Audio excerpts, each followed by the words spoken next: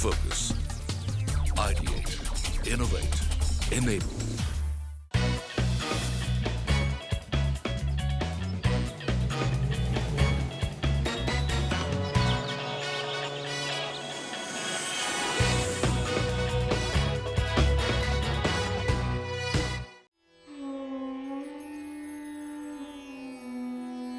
राजस्थान का इतिहास कहता है कि हर सदी में इस प्रांत ने एक नया शहर देखा।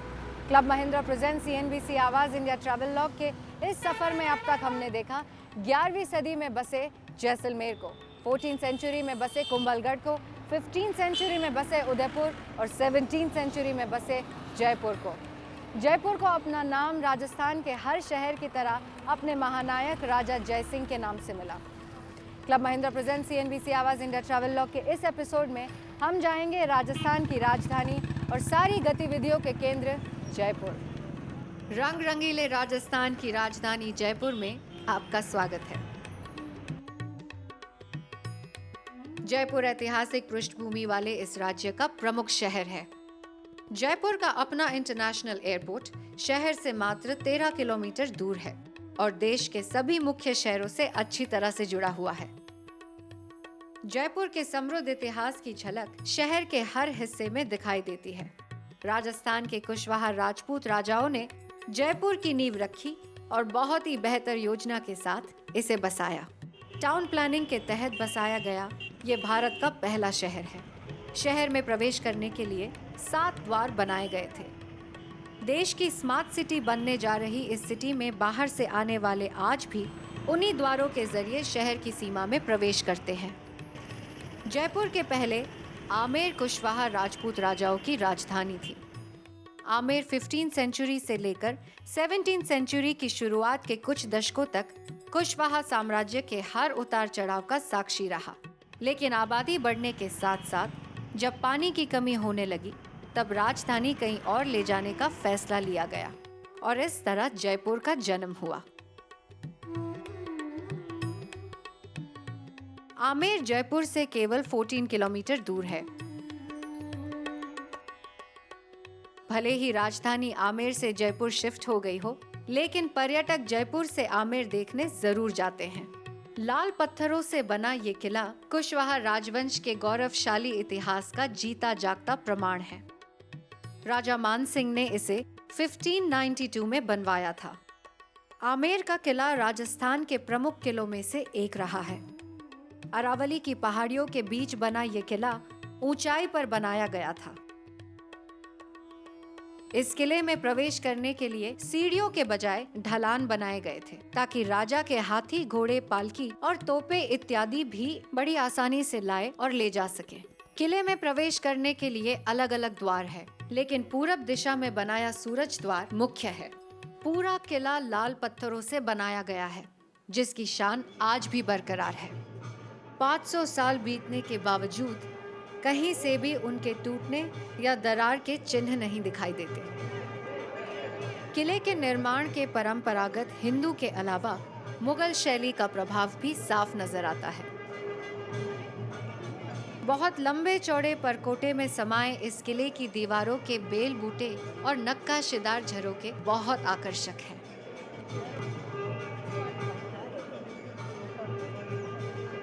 रोज भारी संख्या में पर्यटकों के आने के बावजूद यहाँ भीड़ भाड़ महसूस नहीं होती, क्योंकि ये किला बहुत ही बड़े इलाके में बना है। राजस्थान हर साल बड़ी संख्या में विदेशी सैलानियों को आकर्षित करता है। आमेर में हर दूसरा पर्यटक विदेशी नजर आता है। इस किले की शिल्पकला और इसके साथ जुड़े इतिहास का ही प्रभाव है कि ये विदेशियों में भी इतना फेमस हुआ है।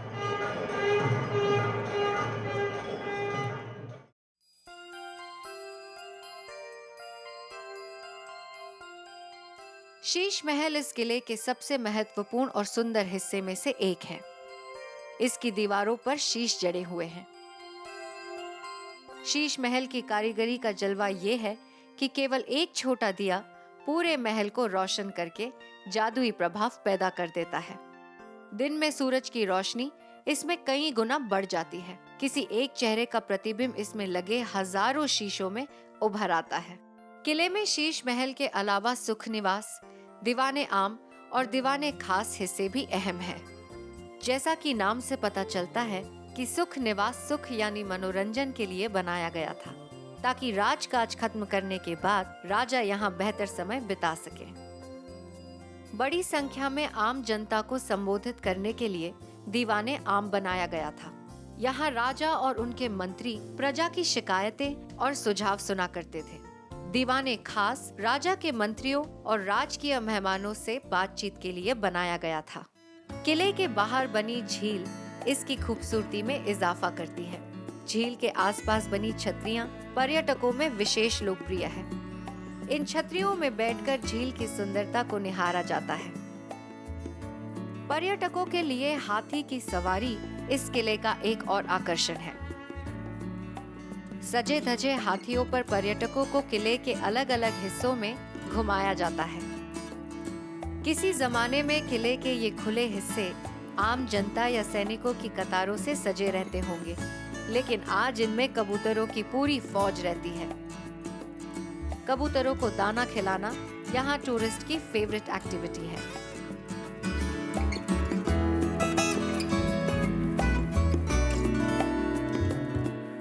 इतिहास के पन्नों में खोए यात्रियों को राजस्थान के रंग बिरंगी सामान अपनी ओर आकर्षित करते हैं। कहीं राजस्थानी साफे बिक रहे होते हैं, तो कहीं एक तारा लिए कोई कलाकार स्थानीय धुन बजाते हुए मिल जाता है। कुल मिलाकर आमेर किले की यात्रा सैलानियों के सभी सेंसेस को तृप्त कर देती है। ये है जंतर मंतर।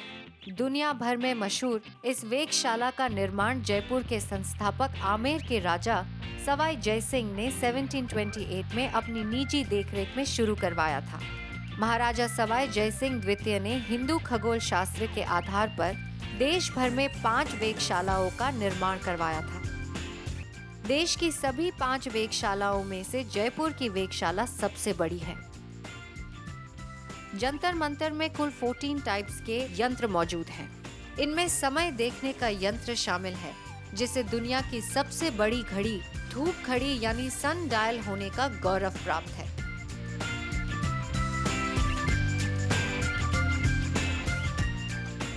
जयपुर से जुड़े हिस्सों में उस दौर का नाहरगढ़ का किला एक मेजर टूरिस्ट अट्रैक्शन है।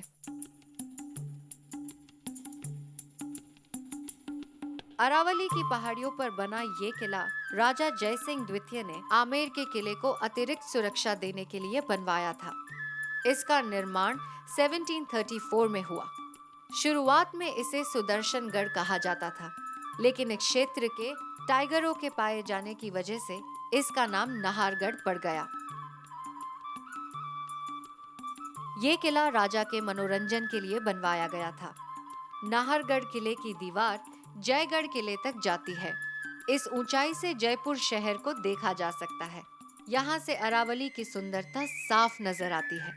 किले से जयपुर का एक और पर्यटन केंद्र जल महल भी दिखाई देता है। नाहरगढ़ का सूर्यास्त बहुत प्रसिद्ध है। इस ऊंचाई से सूर्यास्त बहुत ही सुंदर दिखता है और ये पर्यटकों में बहुत ही लोकप्रिय भी है।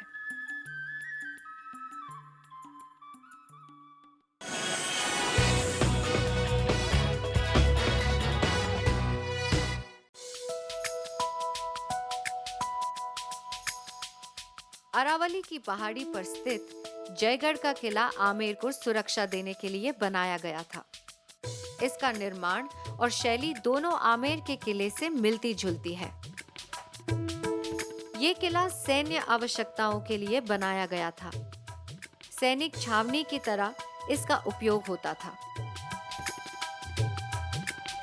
यहाँ सैनिक और उनके सेना नायक युद्ध अभ्यास करते थे और संकट काल की सभी सैन्य योजनाएं यही बना करती थी। सेना के साथ बातचीत करने के लिए सुबहत निवास बनाया गया था।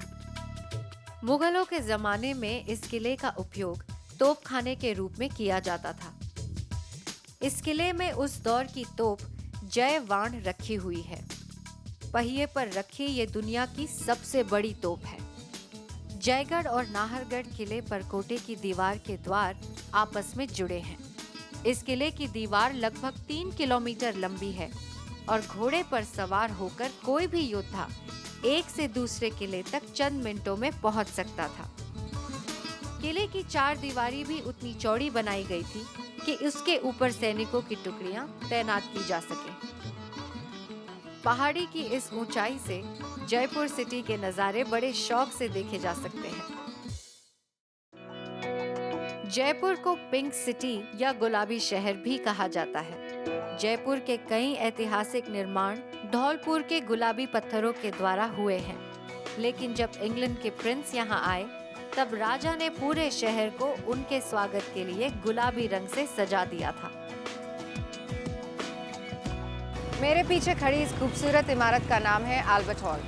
1876 में प्रिंस ऑफ वेल्स यानी ब्रिटेन के राजकुमार एल्बर्ट एडवर्ड ने यहाँ आकर इसकी पहली नींव रखी।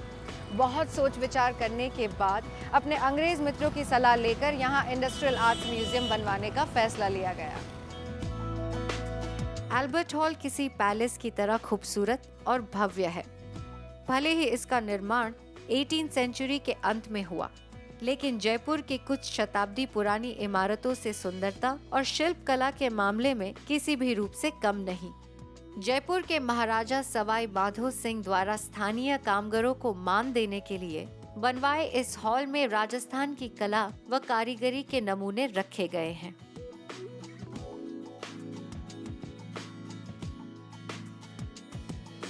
आज वक्त के साथ बदलती जीवन शैली ने कई कुटीर उद्योग धंधे बंद कर दिए हैं।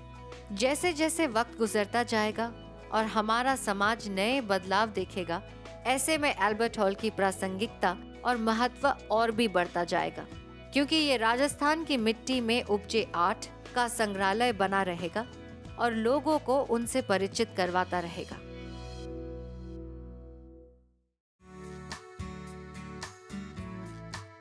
राजस्थान वो प्रांत है जो बड़े से बड़ी मुश्किल को पार करना जानता है। दुश्मनों से लड़ने के लिए उन्होंने अनेक किले बनवाए और पानी समस्या से बचने के लिए ऐसी झीलें बनवाई। जयपुर बना भी इसलिए क्योंकि आमेर में पानी नहीं था।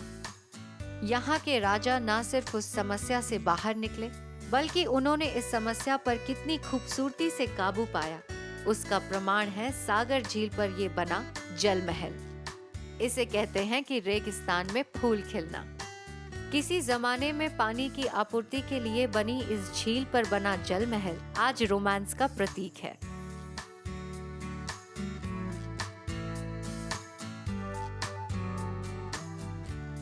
ये राजाओं का समर पैलेस था, जहां वो अपने आराम और मनोरंजन के लिए इस्तेमाल करते थे। इस महल के निर्माण में नींव का प्रयोग नहीं हुआ है। दूर से देखने पर यह केवल 2 मंजिला नजर आता है, लेकिन पानी के अंदर इसकी 2 मंजिलें और भी बनी हुई है। इसकी छत पर प्राकृतिक रूप से उगे पेड़ लगे हैं।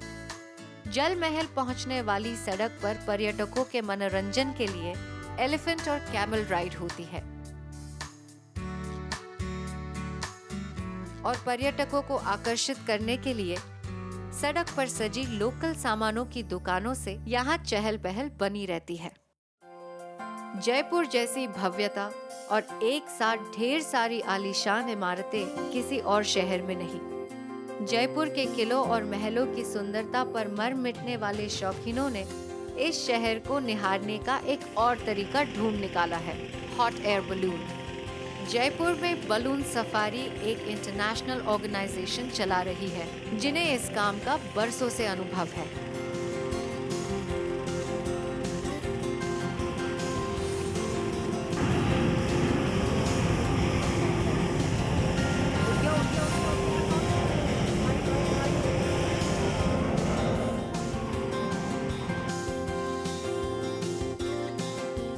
हवा में उड़ान वैसे भी कम रोचक नहीं, उस पर शहर के खूबसूरत नज़ारे इस पूरे अनुभव को यादगार बना देते हैं। इस बलून सफारी की सबसे खास बात यह है कि हम शहर को देखते तो हैं अपनी निगाहों से, लेकिन एंगल पंछियों का होता है।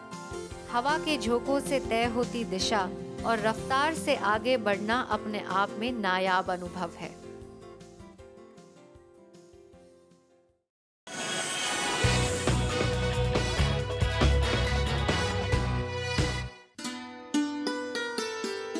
जयपुर के बीचों बीच बना है सिटी पैलेस।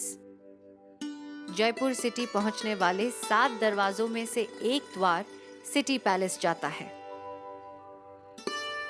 सिटी पैलेस के अंदर आते ही पर्यटक 17वीं सेंचुरी में पहुंच जाते हैं।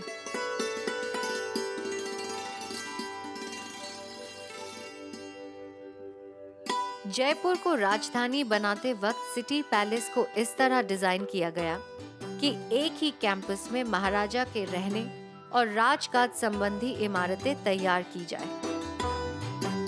देखा जाए तो सिटी पैलेस किसी एक बिल्डिंग का नाम नहीं, इस एक ही कैंपस में चंद्र महल, मुबारक महल, महारानी महल, गोविंद देव मंदिर इत्यादि इमारतें बनी हैं।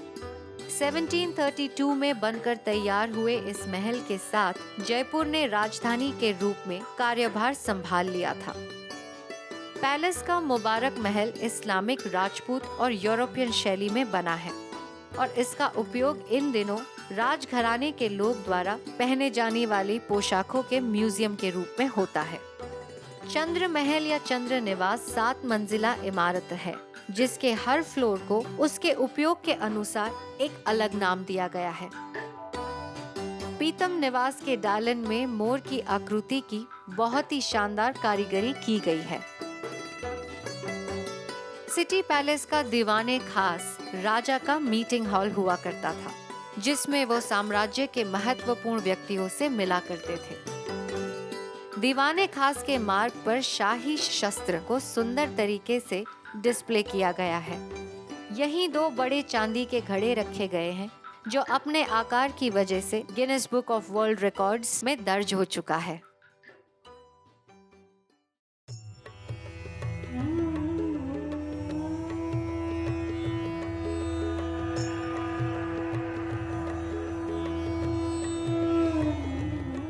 इस समय हम हैं जयपुर के सबसे फेमस लैंडमार्क हवा महल। 5 मंजिला इस महल में 953 झरोखे हैं। ये पर्दा प्रथा मानने वाली राज परिवार की महिलाओं के लिए बनाया गया था, ताकि महिलाएं आम जीवन आते जाते देख सकें। महाराजा सवाई प्रताप सिंह ने ये हवा महल बनवाया था। शहर के बीचों बीच बना ये महल वस्तु की दृष्टि से बहुत ही कमाल का है। ये हवा महल इसलिए भी कहलाता है क्योंकि इन जालीदार झरोखों से हर वक्त ठंडी हवा महल के भीतर आती रहती है, जिसके कारण तेज गर्मी में भी महल में ठंडक बनी रहती है। इन सभी झरोखों में बेल बूटों की कारीगरी अलग अलग है। कला की दृष्टि से हर एक झरोखा अपने आप में एक आर्ट पीस है। चूने, लाल और गुलाबी बलुआ पत्थर से बना ये महल जयपुर के मुख्य इलाके में स्थित है। सूर्योदय के समय जब किरणें इन झरोखों से महल के भीतर आती है, तब गजब का प्रभाव पैदा होता है।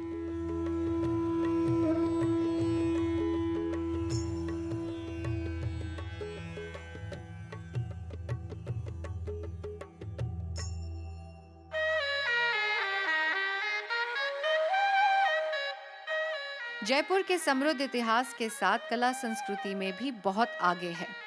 यहाँ बने सामान देश विदेश में सराहे जाते हैं।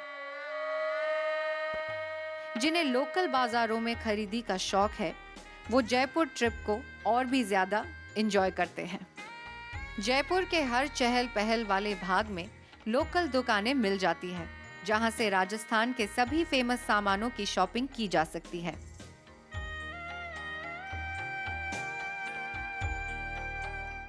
यहाँ के राजस्थानी बाटिक प्रिंट का भी जवाब नहीं। इसके जैकेट्स, पर्स, सलवार सभी अपने नायाब प्रिंट्स की वजह से एक्सपोर्ट होते हैं। यहाँ की हाथ से गढ़ी जूतियाँ भी बेहद फेमस है। यूनिक डिजाइन और विविध रंगों के लेदर का इस्तेमाल इन्हें और भी अनोखा बना देता है। राजस्थानी लाख की चूड़ियाँ हमारे देश में सुहागिन के जोड़े के साथ पहनने की परंपरा रही है।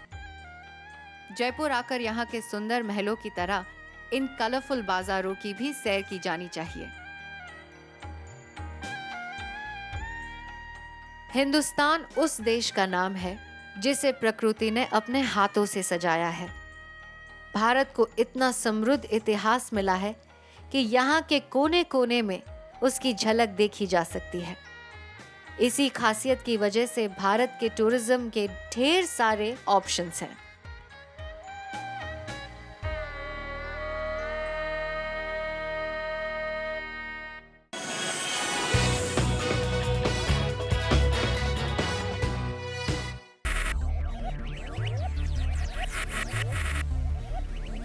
Focus, ideate, innovate, enable.